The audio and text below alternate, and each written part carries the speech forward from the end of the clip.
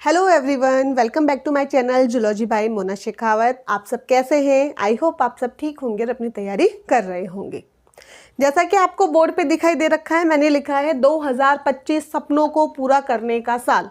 क्यों लिखा है वो इस वीडियो में आज हम डिस्कस करेंगे। तो चलिए स्टार्ट करते हैं आज का वीडियो स्टार्ट करने से पहले अगर अभी तक आपने मेरे चैनल को सब्सक्राइब नहीं किया है तो चैनल को सब्सक्राइब कीजिए, वीडियो को लाइक कीजिए, शेयर कीजिए और कमेंट करके मुझे बताइए कि आपको मेरे वीडियो कितने हेल्पफुल लग रहे हैं। तो चलिए स्टार्ट करते हैं आज का वीडियो।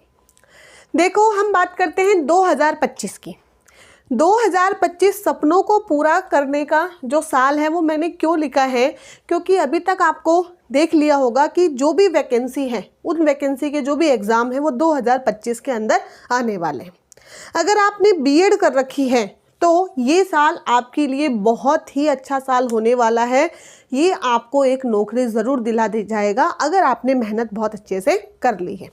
चाहे आप 3rd ग्रेड की बात करें जिसे हम रीट के नाम से जानते हैं, चाहे आप 2nd ग्रेड की बात करें या आप 1st ग्रेड की बात करें, सारी वैकेंसी इस साल के अंदर है। और अगर आपने नेट भी कर रखा है तो आगे आपके लिए कॉलेज लेक्चरर भी तैयार खड़ी है जो कि आपको आपका पद दिलवा सकती है।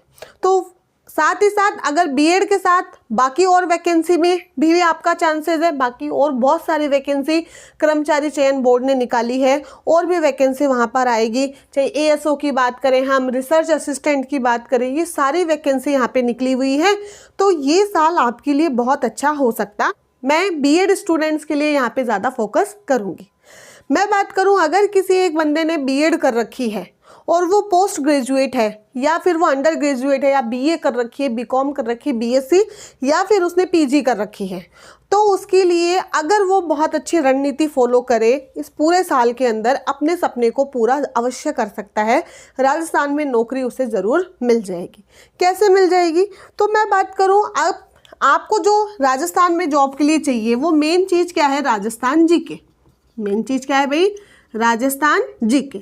और राजस्थान जीके के अंदर मेन चीज़ क्या है? 3 चीज़ें हैं आपकी। एक तो है हिस्ट्री, एक है आपकी ज्योग्राफी और एक है आपके पॉलिटिकल। ये 3 चीज़ें हैं जो ना तो बदलनी है, जैसी है वैसी रहनी है। हर एग्ज़ाम में सेम सिलेबस आपको देखने को मिलेगा। कोई ही एग्ज़ाम उठा लो, 19-20 फ़र्क देखने को मिलता है, बाकी मोस्टली आपको यही देखने को मिलेगा। वही हिस्ट्री है, वही ज्योग्राफी है और वही पॉलिटिकल है। साथ में मैं बात करूँ, एक आती है करंट अफेयर। जो आप कोई भी एग्ज़ाम दो वहाँ पर आपको जो करंट, ऐसे थोड़ा ना 1st ग्रेड के लिए करंट आपको अलग से पढ़नी पड़ेगी, 2nd के लिए अलग, एक ही तो करंट है।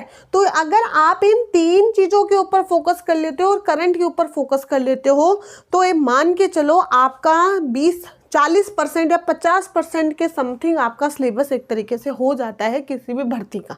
ठीक है, मैं बात करूं 2025 में आपको किस तरीके से चलना है। मान के चलो आप क्योंकि बहुत सारे बच्चों का ये क्वेश्चन भी आ रहा था कि मैडम तैयारी किसकी करें, हम काफ़ी कंफ्यूज हैं कि तैयारी किसकी करें। वैकेंसी सारी आ रही है, किसी में पोस्ट कम है, किसी में पोस्ट ज़्यादा है।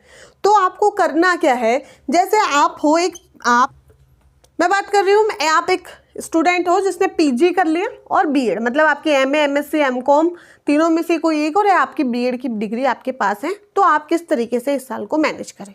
सबसे पहली बात तो फैब के अंदर रीट की पात्रता परीक्षा है जिसके अंदर आपको सिर्फ पास होना है।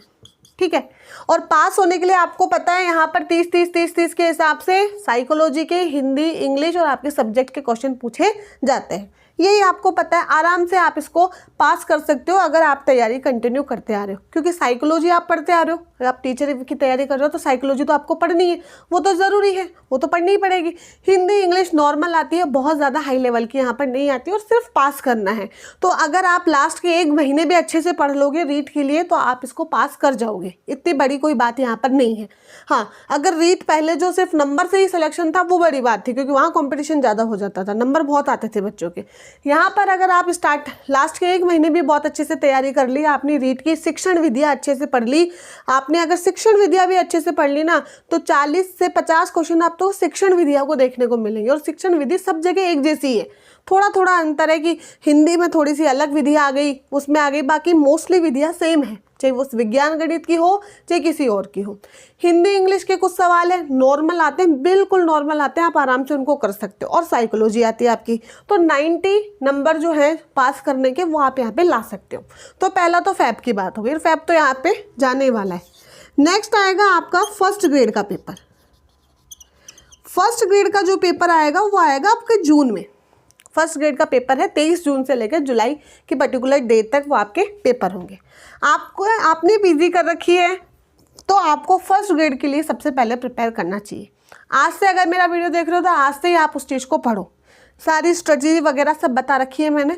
आपको पूरा फर्स्ट पेपर अच्छे से प्रिपेयर कर लेना है। फर्स्ट पेपर को इस तरीके से मान के चलो कि फर्स्ट पेपर मैं कर रहा हूँ तो मेरी सेकंड ग्रेड की भी तैयारी हो रही है, मेरी थर्ड ग्रेड की भी हो रही है। आप इस तरीके से मान के चलो, अपने दिमाग पे लोड मत रखो ज़्यादा कि नहीं मैं तो किसकी तैयारी करूँ, मुझे सेकंड ग्रेड की करनी चाहिए, थर्ड ग्रेड नहीं। आप अपने पूरा उस हिसाब से चलो कि कैसे क्या करना है, 2025 में मुझे किस एग्ज़ाम को किस तरीके से फाइट करना है, ठीक है। आप पहले फर्स्ट ग्रेड का अच्छे से पढ़े, 4 से 5 महीने जो भी है सिर्फ उसी के ऊपर डेडिकेशन दीजिए, ठीक है। फिर उसके बाद में सितंबर के अंदर आपका होगा सेकंड ग्रेड का पेपर। किसका पेपर होगा? सेकंड ग्रेड का पेपर। अगर आपने फर्स्ट ग्रेड पढ़ ली है जून तक तो जुलाई अगस्त और सितंबर 3 महीने आपको और एक्स्ट्रा मिलते हैं। मान लिया आप बायोलॉजी के स्टूडेंट हो तो आपने बायोलॉजी फर्स्ट ग्रेड के हिसाब से पढ़ ली तो वो आपके सेकंड ग्रेड में ऐसे कैसे काम में आ जाएगी। हिस्ट्री ज्योग्राफी पॉलिटिकल राजस्थान की ऐसे कैसे सेकंड ग्रेड में काम में आ जाएगी। एक्स्ट्रा सेकंड ग्रेड में आपको क्या पढ़ना पड़ेगा? एक्स्ट्रा सेकंड ग्रेड में सिर्फ और सिर्फ आपको क्या पढ़नी पड़ेगी? इंडिया जीके और world GK plus chemistry, plus क्या पढ़नी पड़ेगी? केमिस्ट्री और फिजिक्स।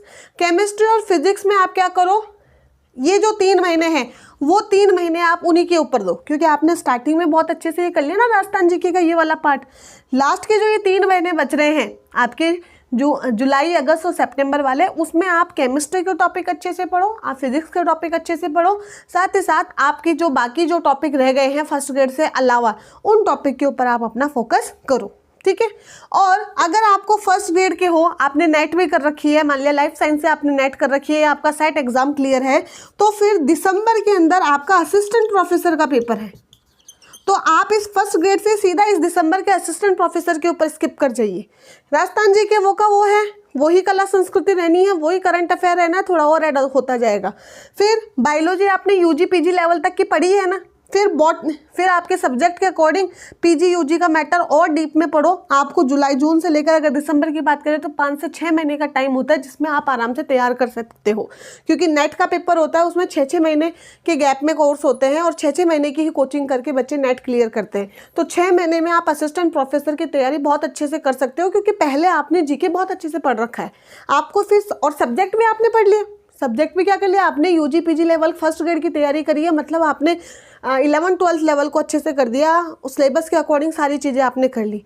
एक्स्ट्रा जो चीज़ बच रही है, जो कुछ चीज़ जो असिस्टेंट प्रोफेसर के अकॉर्डिंग है, वो आप उन 5 से 6 महीने के अंदर करो, कौन मना करता है आपको। तो आप इस तरीके से पूरा का पूरा ये फॉलो करके आप 1 साल के अंदर तीनों चारों ये जो ग्रेड हैं उनके पेपर दे सकते हो और आराम से तैयारी कर सकते हो। मैंने भी 2022 में आपने सुना होगा कि 2022 में पेपर अक्टूबर के अंदर हुआ था फर्स्ट ग्रेड का, उसके बाद में फरवरी मार्च के अंदर सेकंड ग्रेड और थर्ड ग्रेड दोनों के साथ साथ में था, वहाँ तो कोई गैप ही नहीं था, साथ ही केवीएस का पेपर भी मेरा तभी लगा था, फैब के अंदर ही लगा था मेरा केवीएस का पेपर। तो वो सब मैंने इसी तरीके से मैनेज किया था और उसको साथ में लेकर मैं चली थी। तो आप इस तरीके से ये काम करके अपने अच्छी रणनीति फॉलो करके आप इसको कर सकते हो। ज़्यादा कन्फ्यूज़न में आपको नहीं रहना है कि मुझे क्या करना चाहिए। अगर आपका सब्जेक्ट लेवल अच्छा नहीं है, सब्जेक्ट में आप अच्छे से परफॉर्म नहीं कर पा रहे हो, कि आप सोच रहे हो कि नहीं मैं फर्स्ट ग्रेड जितना नहीं कर पाऊंगा, तो आप सीधा आज से ही सेकंड ग्रेड की तैयारी करना स्टार्ट कर दो, कोई प्रॉब्लम आपको नहीं है। सेकंड ग्रेड के अंदर साइंस के स्टूडेंट, बायोलॉजी के स्टूडेंट अगर तैयारी बहुत अच्छे से कर ली तो यहाँ पे आपके लिए कंपटीशन कम है, आप आसानी से उस पेपर को क्लियर कर सकते हैं, ये मैं आपको अश्योर कर रही हूँ। Okay, bye everyone, thank you so much for watching my video.